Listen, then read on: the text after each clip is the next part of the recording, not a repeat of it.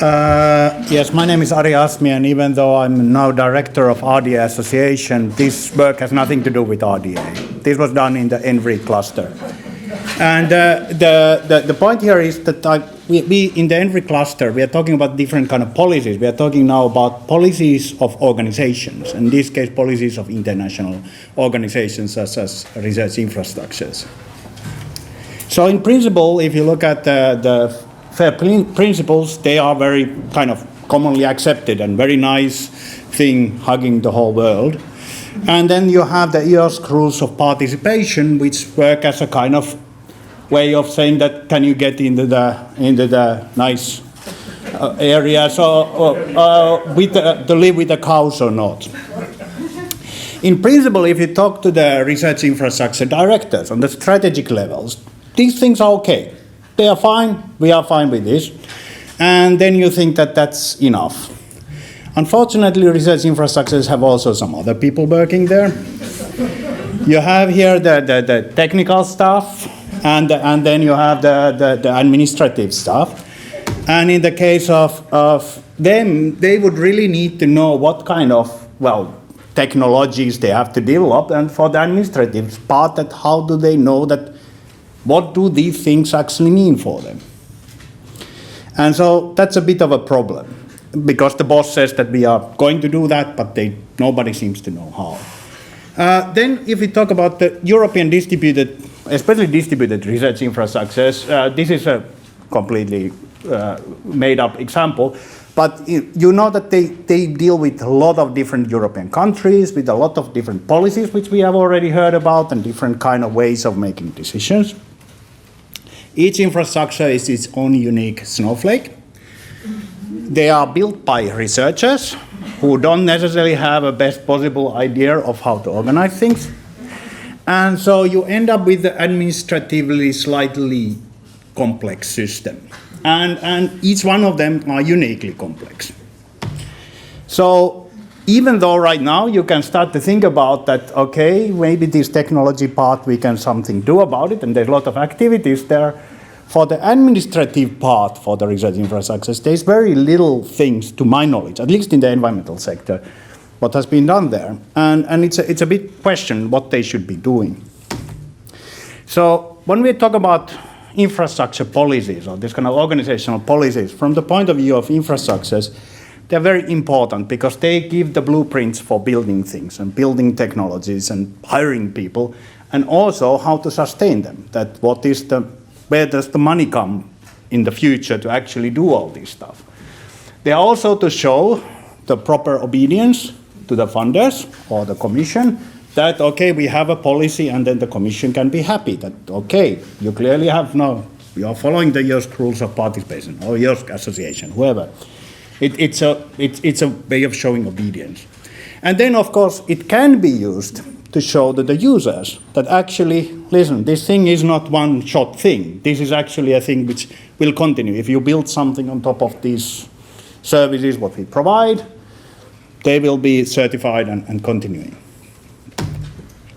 So what we did in the ENVRI cluster was that we took these two things, EOSC rules of participation, the version which we found, and the FAIR principles, and then we read them very carefully. At least in Finnish, there's an idiom about devil reading the Bible, meaning that you really read every sentence and think about what it actually means. And then you try to figure out from those results, you try to distill away all these kind of things which are very specific for each organization, and try to get kind of the core policy statements. Not the policies themselves, but kind of the core statements of each policy. And if I would have more than 10 minutes, I would probably go a little bit through them, but I will not now. I will just say that there's 31 of them. And they are mostly, of course, related to metadata and PIDs, because these are things which these aspects are going. But there's also things about service sustainability and access policies and so on. And of course, you can, the slides are hopefully available later on, so you can see the drafts. There's lots of more text in there, but I don't want you to go now through that. But what is important there is that when we had these workshops in the ENVRI, we first read them through, and then we went to discuss with the infrastructures what is going on. is that maybe I can, there's no pointer. So, I have to stay with the microphones, I realize, but still in the principle, on the left, some of them didn't know that they have to do anything, and they were going on the way. They haven't even realized that this is a problem. Some of them think that, yeah, we should maybe start to think this might be important, and some have gone somewhere further. There are some things which are going further. But if you compare them to, let's say, the strategic level, which is already at goal, at least on their opinion, and then the technological part, which is related more to the projects, is that they are kind of getting there. At least they know where they are usually aiming at.